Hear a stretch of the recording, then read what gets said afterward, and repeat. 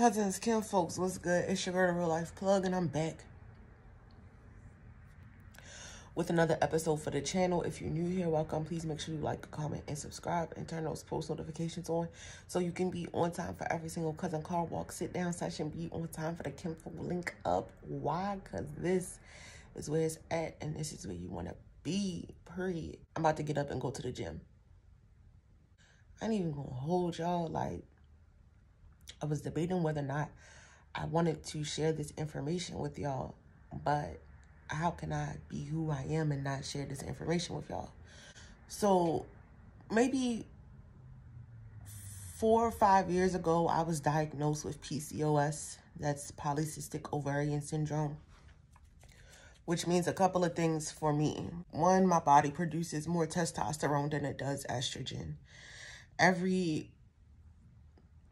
Men produce mostly testosterone and some estrogen. Women produce estrogen and some testosterone.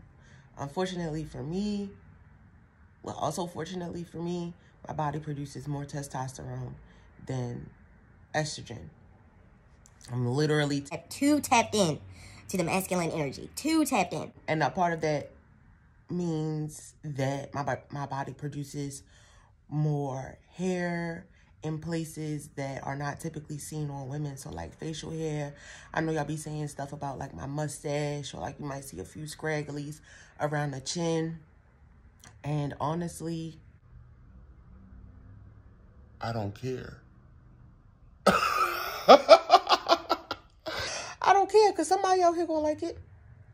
This has looked like this since I was 15. And I know the moment that I attempt to wax it or shave it or thread it or do anything to it, it's going to grow back thicker. So I'm just going to leave it like this. And if that bothers you, Oh well.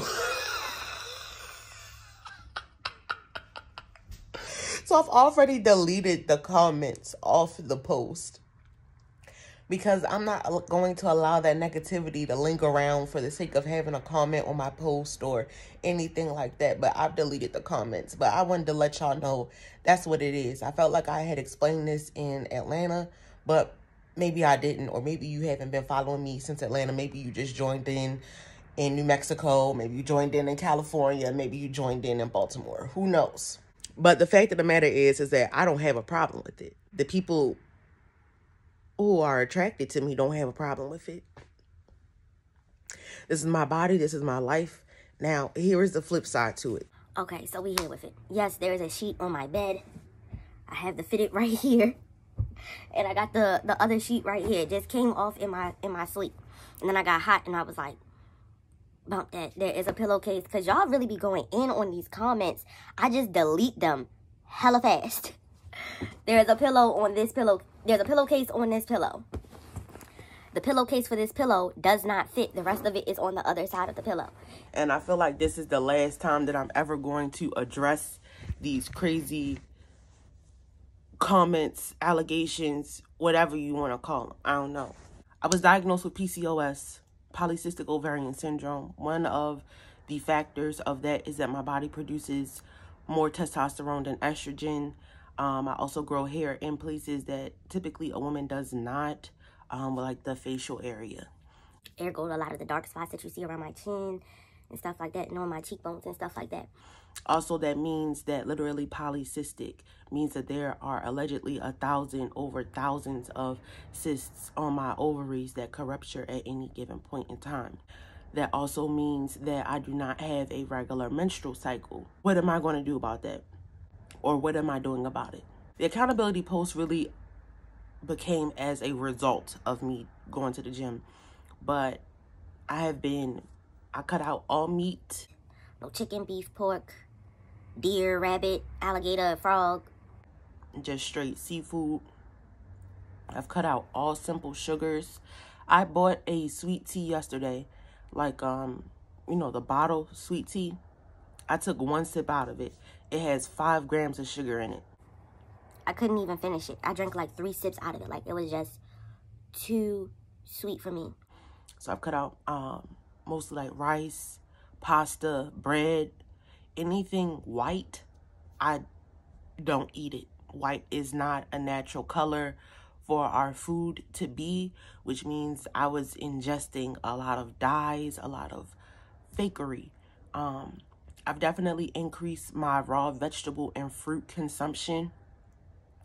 I love me some sauteed spinach and mushrooms. Like, that's one of my favorite snacks. So I definitely eat that a lot. So I know y'all seen that little Oreo packet right here, right? My mom probably gonna be like, There's no eating in the bedrooms. so I've had this Oreo cookie packet since the weekend when y'all saw me at my working at the event with D&T Services. Saturday. It's still 2 whole cookies in this pack, y'all. And the only reason... I know you're like, that's hypocritical. You just said you cut out all your simple sugars. Cut me some slack. First cycle in a whole year. Like, it's literally been 365 days since I had my last cycle. So with that being said, I hope that you all understand why I wasn't as active in the earlier parts of the week. The first 2 days of this kicked my butt, especially when it's not something that you're used to at all. So with my fitness journey, I've changed the way that I eat because it's a lifestyle. If you want to temporarily lose weight or just lose some weight real quick, you go on a diet. But if you want to be healthy and fit, you change your lifestyle. So I've changed my lifestyle in the, month and some change that I've been here. I had also started incorporating a better eating routine when I was in San Francisco, and I definitely had a workout routine down pat.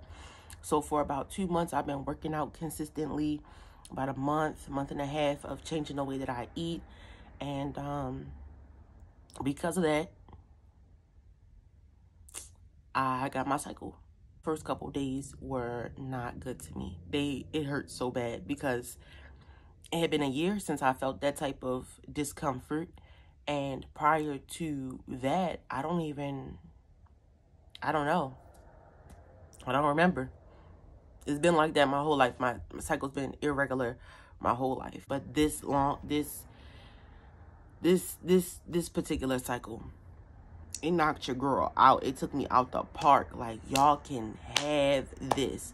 But that's a part of me asking to be made ready for what I'm asking for. Obviously, you know, I want to be outside of like all the success and the dream chasing, the reality chasing. I want to be a mom, or so I thought.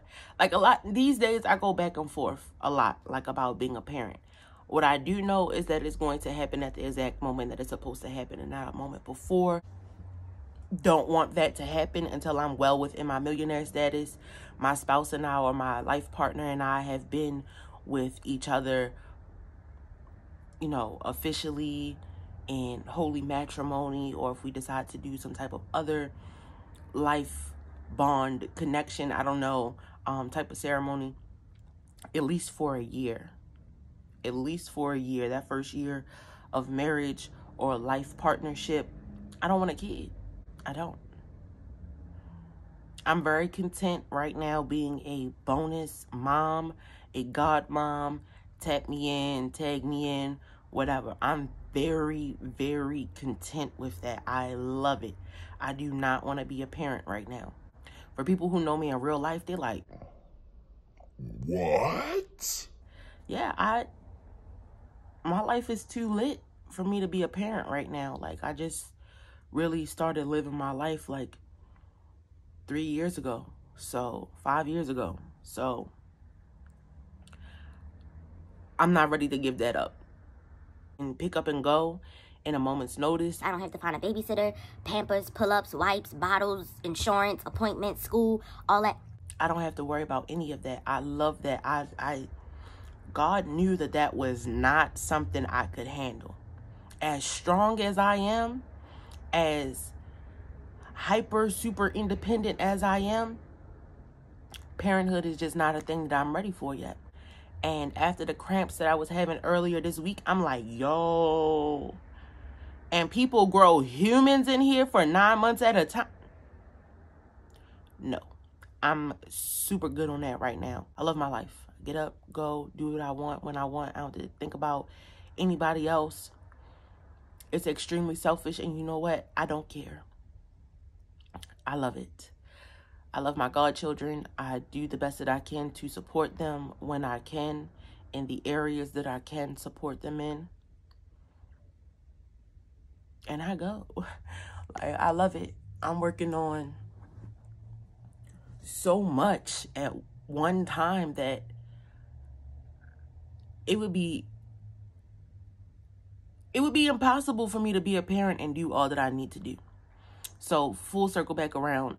I love my life. I don't want to be a parent right now because I am changing my lifestyle. My body is going through changes physically, internally, and I'm here for it. I'm here for this journey. I'm here for this transformation. It was nice. It was nice not having it, a cycle while it lasted. I'm grateful that I have it now because it's even more confirmation that I'm doing the right thing, that I'm heading in the right direction. At some point in the near future, probably after my birthday, I'm gonna give y'all a first quarter recap. That's what I'm gonna do. First quarter recap and let y'all know what was going on. Like, y'all just have no idea what it takes to be on YouTube in this manner, whether it's a hobby for you or you're building a life or a lifestyle off of it. It's a lot to physically, record, edit, post, and stuff like that, to pick and choose what information you're going to share with the world, what type of content you're going to produce.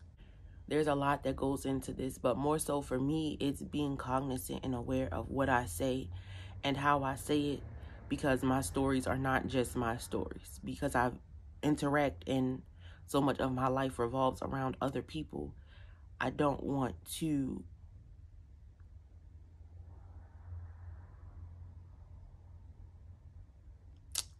mess up anybody's reputation.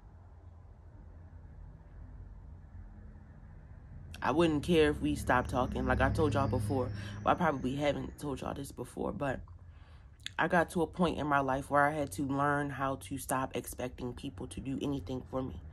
This is like the biggest free game I've ever given y'all. Nobody, and I want y'all to really listen to this, nobody owes you anything in life. It is your responsibility for you to save you. You cannot sit on an airplane, see the masks deploy because the oxygen levels have dropped on the plane, and everybody else is putting on their masks except for you, and then you get mad that the plane crashes or oxygen levels drop and you about to die because you ain't put on your own mask. You want somebody else to put the mask on for you. That's not life. That is the best scenario, metaphor I can come up with for life. People are going to put their own mask on first. And because they are caught up in the hype and the panic and the anxiety and the shock of the moment of even needing the mask, their only concern is them and maybe their small child. But a teenage to young adult child, the parent is like, okay, they're old enough to know to put their own mask on. That's life. That's life. Nobody owes you anything. Nobody has to do anything for you once you become of age. You can become of age at any moment. It could be 18, it could be 15. Some people get put out of their houses because at 15, 16 years old, whatever the case may be. Once you step out here into the world, you are on. It's up to you to make sure you survive on a day-to-day basis. Now, having people that help enhance those survival skills and turn them into living skills and turn them into thriving skills, that's where I'm at. I'm in this weird in-between place of I've, to a certain extent, unlearned my trauma-induced survival skills. I've definitely started living and gathering the tools and the resources required to live the way that I want to. not the way that somebody else told me I should live, the way that is the best way for me to live. And I'm in this in-between space of living and thriving. Somebody, actually multiple people since I've been here have told me, like, you need to be around people. You need to find out how to get around successful people. You need to find out how to get around people who are where you want to be. People who have already walked the path that you want to be on, that you're heading towards. Because it's no longer, about being around people who want the same things as me. Because that's jealousy, that's envy, and they probably gonna knock me off the frequency. If I get around people who are already where I want to be, where I'm going, where I'm heading, are already successful, learn from them. There's always going to be somebody younger and hungrier than you that is going to come up behind you and supersede you. That's life. However, because what is for you is always for you, it's always going to be there for you. You can still walk in that. It doesn't matter if somebody supersedes you. You can still walk in that. That can still be your life. That can still be your passion. Somebody else was just a little bit hungrier. And I'm going to close this video with this, saying that when I first got to New Mexico, one of the first motivational videos that I watched was by Gary Vee. And he said, do not let this opportunity be wasted. Somebody else would get this opportunity who's way hungrier than you and turn it out. Turn it up. One of my favorite speakers is Eric Thomas. He said, I refuse to be outworked. I refuse to be outworked. As frustrated as I get trying to post 3 videos a day. Why the followers not going up? Why the subscribers not going up? Why the views not going up? I post every day. I'm still posting every day. Why I get another copyright claim? Why they block my video? I'm still going to post. Why my video taking too long to upload? I'm still going to post the next one. I uploaded the wrong video for B. Simone to watch. I'm still posting. I did not give up. I tried to upload my reaction video to Kaylin's pop star video. They blocked it. I'm still posting. People be talking about me on this app. Mustache, fat, no ass, chin hairs, black neck. Still on post. I will not be outworked. I will not be outworked. I worked entirely too hard to get here, mentally, emotionally, spiritually, physically, my body, my vision. For my life, I worked too hard to get here to be outworked by somebody just stealing content. To be outworked by somebody who's not even really hungry for this, who just want the clout off of this. This is a game changer. This channel is a game changer. Trending, popular, pranks, content, cool. I don't knock nobody that does that. Cool. Even if that's how you start your channel out so you can gain your viewers and your subscribers. Cool. Where is the substance? I will not be outworked by somebody or something that lacks substance, originality, authenticity. I won't be outworked. Even if you possess all of those things, I will not be outworked. Period. And that's today's accountability post. Peace, love, and blessings. Road to 1K. Make sure you like, comment, and subscribe. We are at 558 cousins on a cousin walk. I'm so excited. Let's run it up. Road to 1K. All I want for my birthday for my cousins is 1,000 watch hours, 1,000 subscribers, and to see, meet, and party with Kaylin for real on my birthday in Houston, Texas. Peace, love, and blessings. We still out.